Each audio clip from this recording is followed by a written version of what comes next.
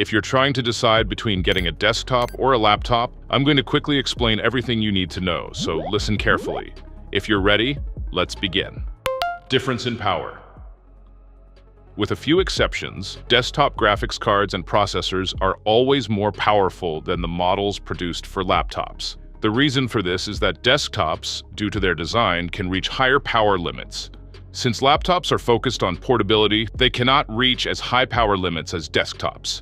For example, if we have a desktop and a laptop with an RTX 4080 graphics card, the performance of the 4080 in the desktop will always be higher. Therefore, if your priority is high performance, a desktop would be a better choice for you. Which one should we choose based on the use case? First, you need to determine your use cases. For example, will you be working on tasks like 3D modeling or video editing? Or, if you're going to play games, will you be doing it professionally? Are you going to stream? Let's start by talking about 3D modeling and rendering. In these types of tasks, while the modeling phase might not be too demanding, during the rendering phase, the computer has to run for long hours at high temperatures. Video editing is quite similar to this. Although these tasks can be done with a laptop, a desktop is a better choice because its cooling system is much more capable. A desktop is more suitable for working at high temperatures for extended periods. If you're involved in such tasks, try to opt for a desktop as much as possible. However, for lighter tasks like music production and office work, a laptop would be a much better choice. Because in tasks like music production, you're not even using the device at full performance. These kinds of programs don't require high performance, and you might even benefit having a portable setup, which makes a laptop a better choice for such areas.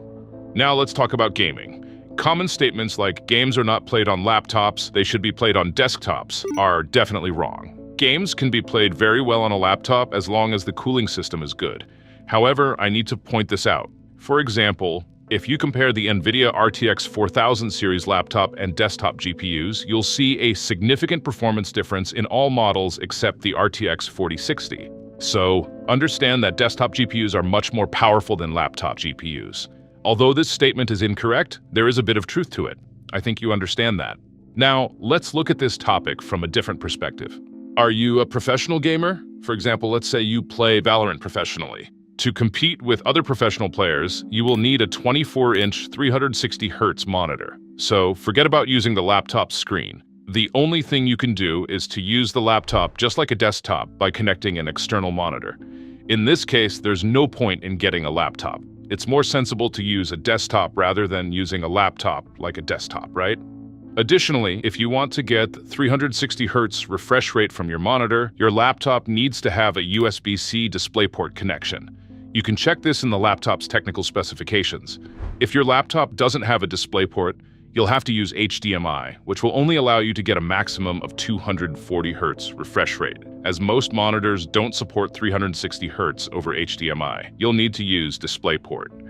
So if you're considering professional gaming, you should definitely avoid laptops. However, if you're a casual gamer, you can still play games quite well on laptops with good cooling systems. Whether you're buying a laptop or a desktop, you need a good web browser for your PC. My recommendation is Opera. Opera's features like tab islands lighten my workload while researching on the web and make it easier to track the details of the topics I'm working on. As you can see, I can group different tabs on different islands and even attach an emoji to them for easier access.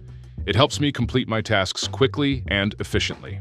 Opera is an effective browser that offers a powerful AI-based feature like Aria.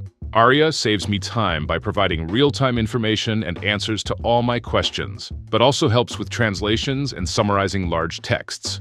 It's quick and easily accessible right in the command line. Another feature I love is its ability to analyze an image I provide in detail. I also really enjoy its image generation feature, which allows me to design my thumbnails faster.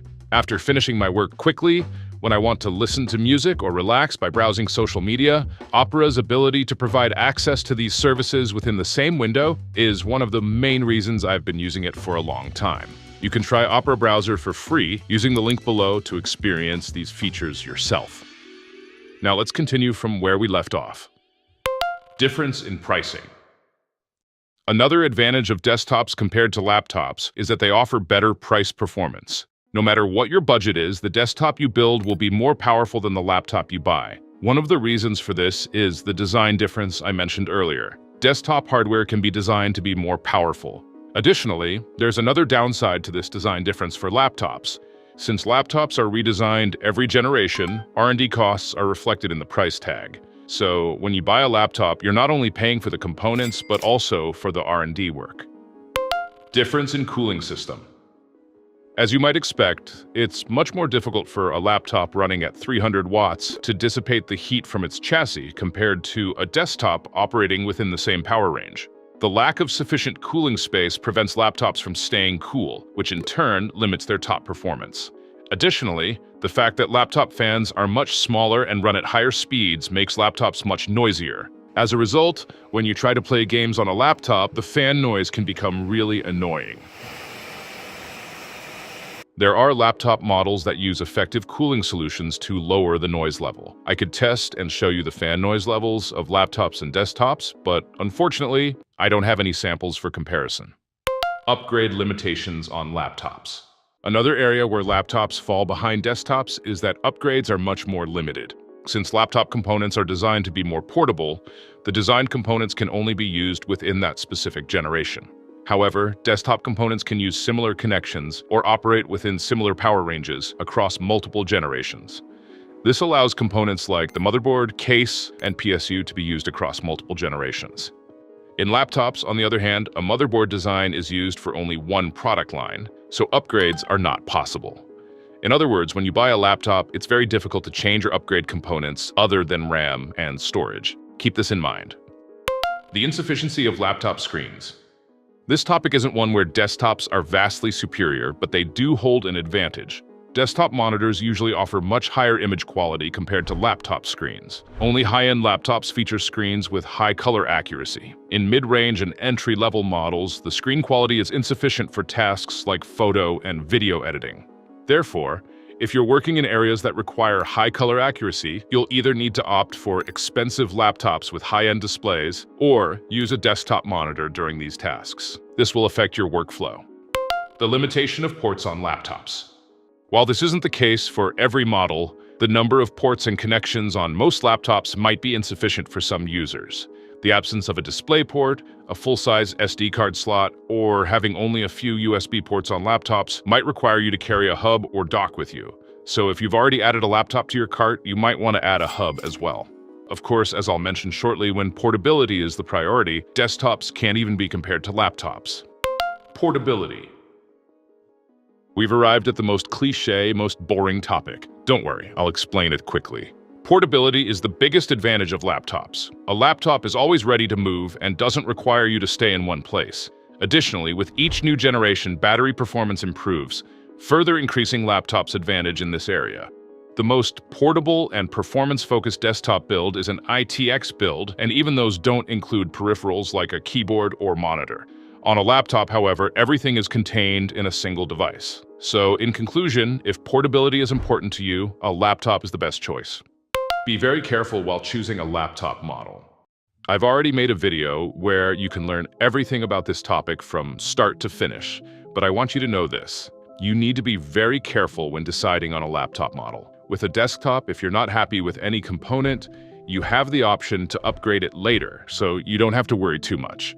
But when choosing a laptop, you need to find the model that best suits your needs during its active use. Upgrading or replacing components in laptops is much more difficult. For example, in the latest MacBooks, you can't change any components. If the MacBook you bought has 8 GB of RAM and 256 GB of storage and you're not happy with that, you can't upgrade these components and will have to use it with that configuration. In Windows laptops, we're not as restricted. We can upgrade the RAM and the storage, but still upgrading components like CPU or GPU is impossible because of the design limitations that I've mentioned before. So don't rush when deciding on a laptop model. Don't have unrealistic expectations. If you think you'll be able to sit with your laptop on your lap and play games after buying it, you're greatly mistaken. If you're going to play games, I don't think you'll choose a MacBook. However, except for ARM laptops like the new MacBooks, if you want to get full performance from a laptop, you need to keep it plugged in. If you try to use it on battery, the processor and GPU will reduce their performance to save power, which will lead to stuttering and freezes in mid to high level games. The same applies to rendering. If you try to render on battery, expect long render times. However, you probably won't need to worry because your battery will likely die before the render finishes. Additionally, there's an issue with battery health that no one talks about. If you don't keep your laptop plugged in, the battery health will decrease rapidly. Over time, you'll notice that you're not getting the same battery performance. When you see the battery health percentage dropping quickly, you'll probably feel disappointed. To slow down the decrease in battery health, you'll try to keep your laptop plugged in, but then the main advantage of having a laptop diminishes. It becomes a weird cycle. In short, I recommend being as realistic as possible when deciding between a laptop and a desktop. It's best not to have wild expectations, but to have a decision based on your needs, priorities, and budget. Alright, let's finish the video slowly. If you liked the video, don't forget to hit the like button. If not, feel free to dislike. Stay mysterious until the next video. Take care, and bye.